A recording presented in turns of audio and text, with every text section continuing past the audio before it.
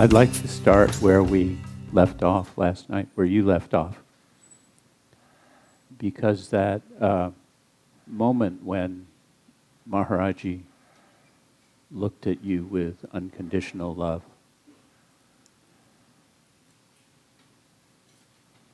there was a lot of baggage that you had brought with you.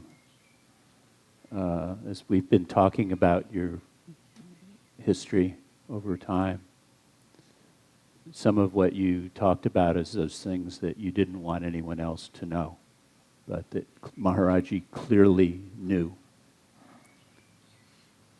And yet he still loved you with that complete, unconditional love. And in some sense, that kind of love gives one, whether it comes from Maharaj-ji, from a saint, or from a mother, or from a lover, but that completely open, unconditional love gives you permission to love yourself. And that courage to love yourself, for so many of us who've grown up with uneasy relationships with our own beings, that was the first place for you also, it seemed to me.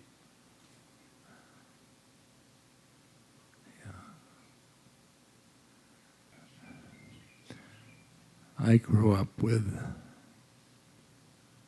power in my family. Looking at the world in terms of power was my perceptual vantage point. When Maharaj-ji looked at me with such powerful love,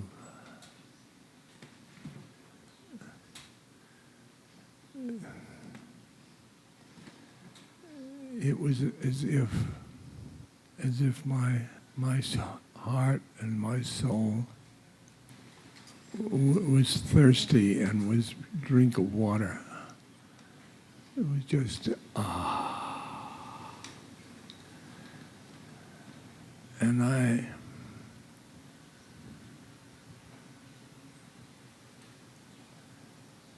loved myself so much at that moment.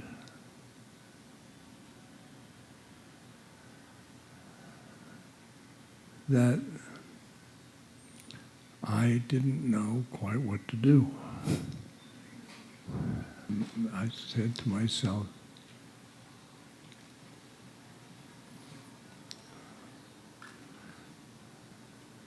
this is what I've always wanted.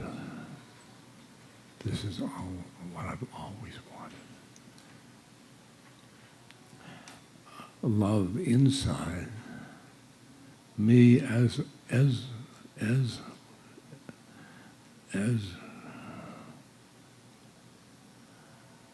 just the way it is.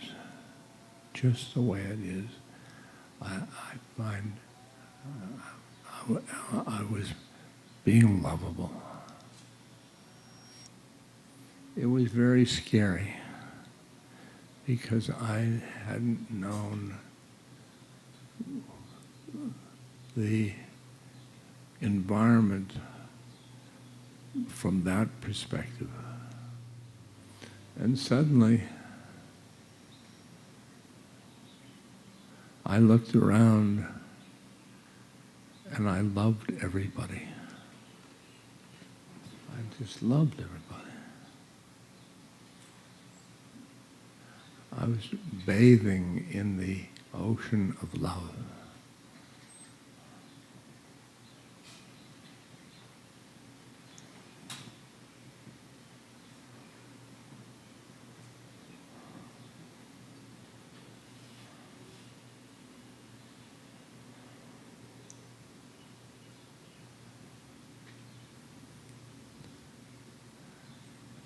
And this is a a course change from my course of power into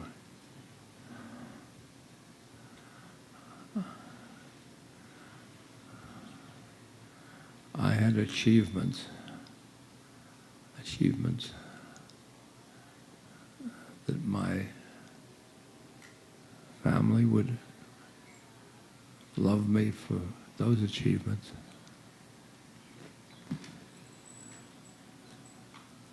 That's conditional love.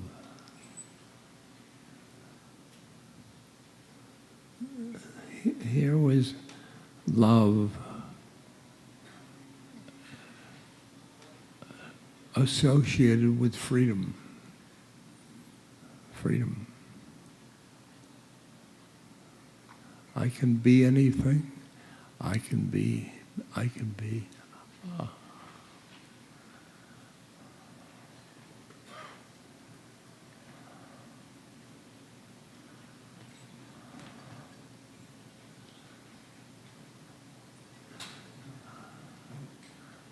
be the wind.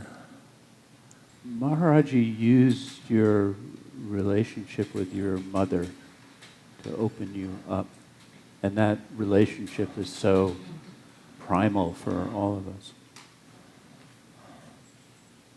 And that moment seems to have been the beginning of a sea change in your relationship with your mother, even though she had died before that. And then he said some things about your mother at that time also. And that, again, was a beginning of a perceptual shift.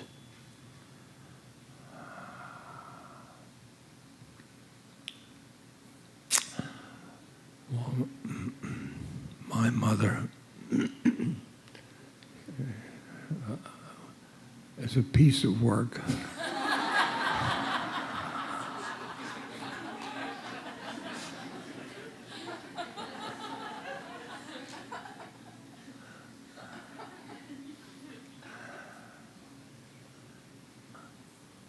Maharaj-ji said to me,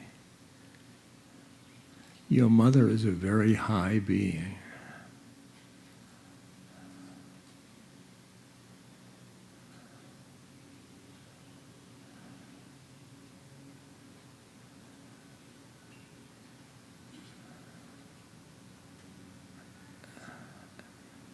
And this changed my perception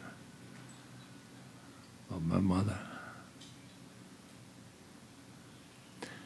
She was a high being.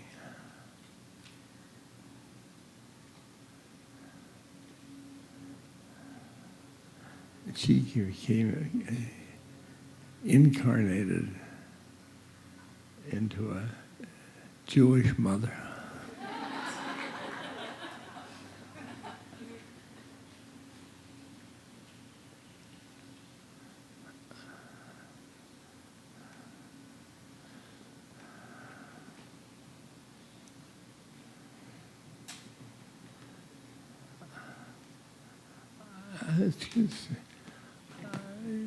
Certainly she didn't do it for my account. She was having her own karma.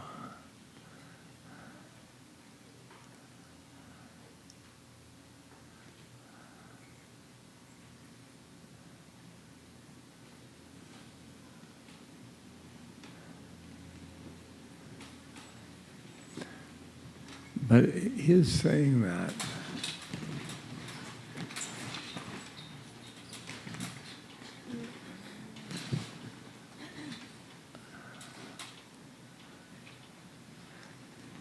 then the whole,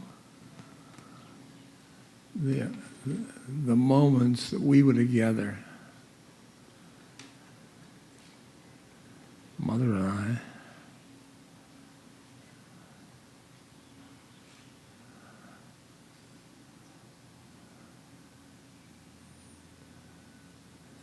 I saw them in an entirely different space. I saw that my childhood was I had a perception all of power.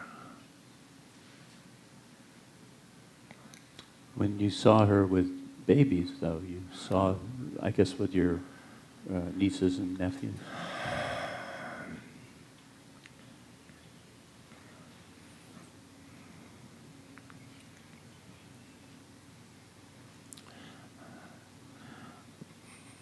My mother loved babies. Now I interpreted that fact in the old days. She didn't like them. She didn't like talking back to her. So she liked babies because she controlled. That's the way I thought of it. But now,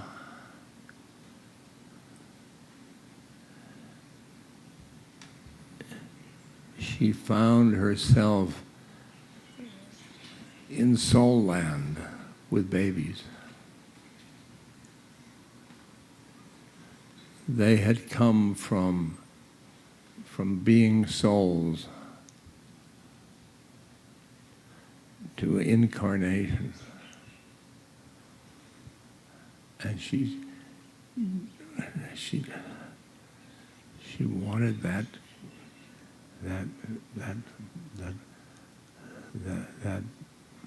love, that love. Maharaj-ji established this soul connection with you. He was like a perfect soul mirror. And that connection created what you've called faith sometimes, or really deep trust in that connection. When he left his body, I saw that you didn't experience a break in that connection. Many of us did. Can you talk about that trust place? Because that is what goes beyond the body. Well, it's trust in my imagination. See, I was a social scientist. You don't, imagination is... Not part of the scientific model? No. No.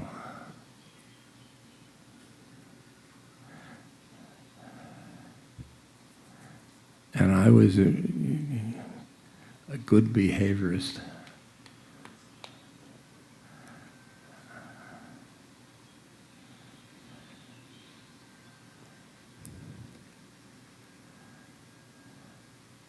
And then I started to live in my imagination.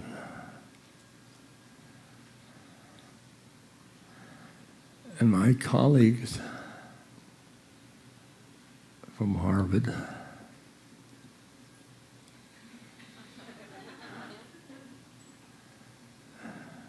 he's in his imagination.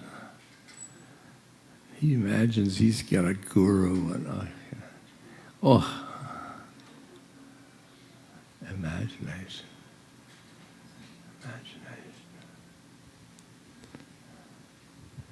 And the point to step into the imagination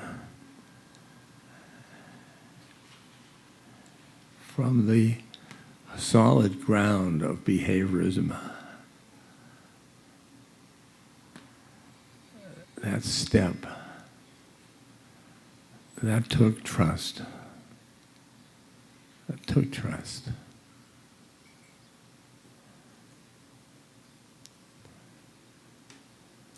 because I was two beings.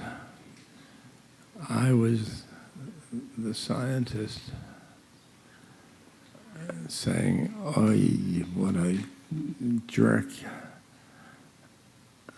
and wow, I'm free. I'm free.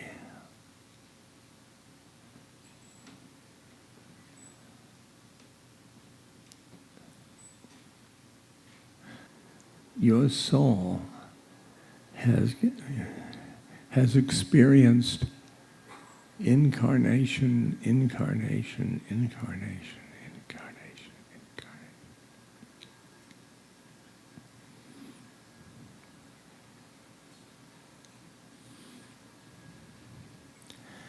And each incarnation has birth and death. So, how can the soul be afraid of death? Because death's a dime a dozen.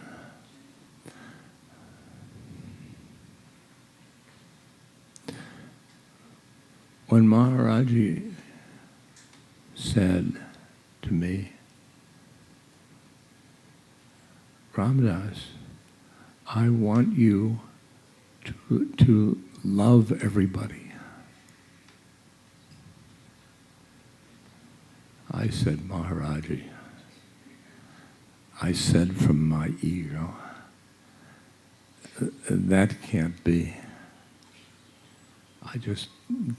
There are so many people I dislike. I have judging mind. And he came up to me, nose to nose, and he said, "I want you to love everybody." He said it in Hindi, by the way.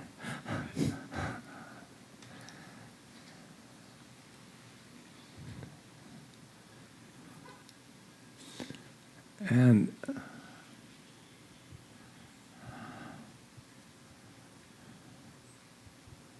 that's a command from the Guru.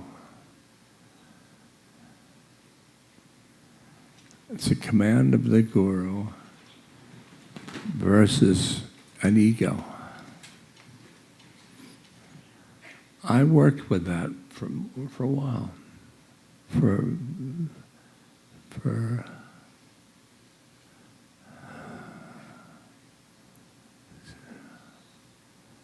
For years, loving everybody. And then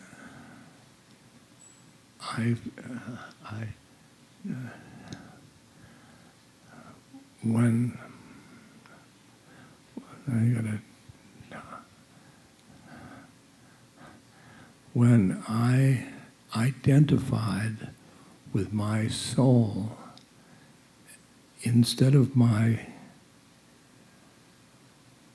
ego, identified,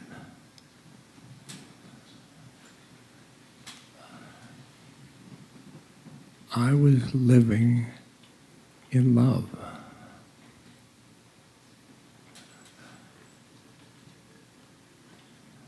You can do it too. I said, I am loving awareness. Loving awareness. And I'm going to put my finger on the middle of my chest. My loving awareness. I am loving awareness.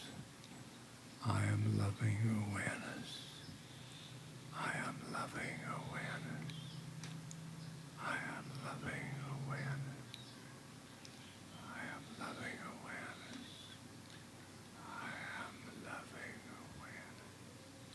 I am loving awareness. I am loving awareness.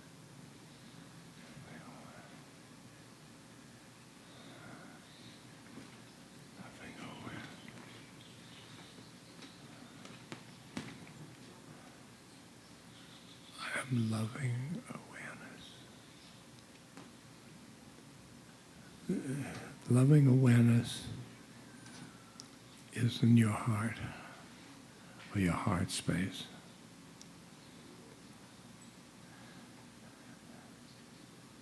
And that's the entry point to the soul.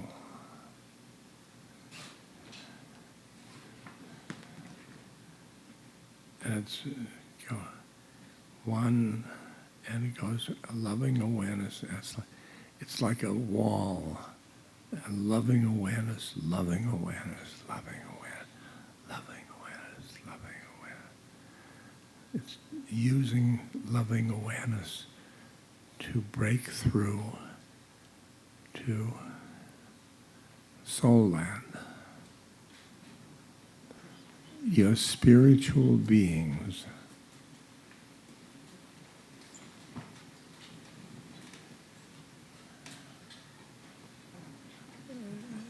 taking a incarnation.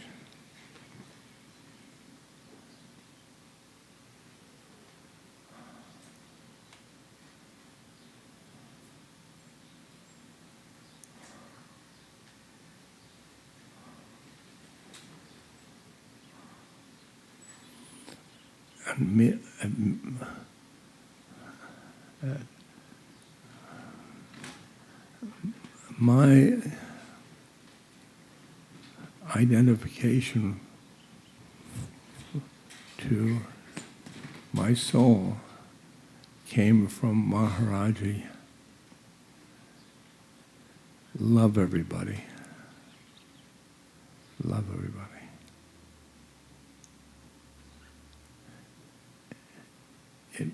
It found there was the ego a filter for me. There was down into me was truly love, truly unconditional love, unconditional love, unconditional love, unconditional love. And the trust, or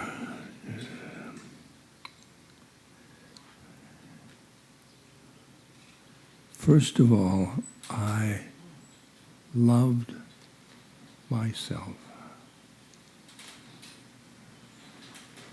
That's first of all. First of all.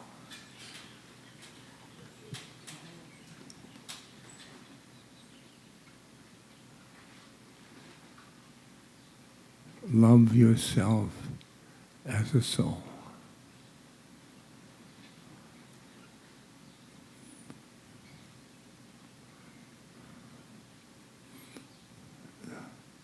This is what you call bhakti yoga. There are no thems.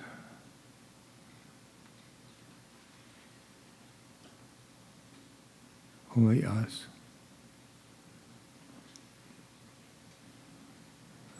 All from love.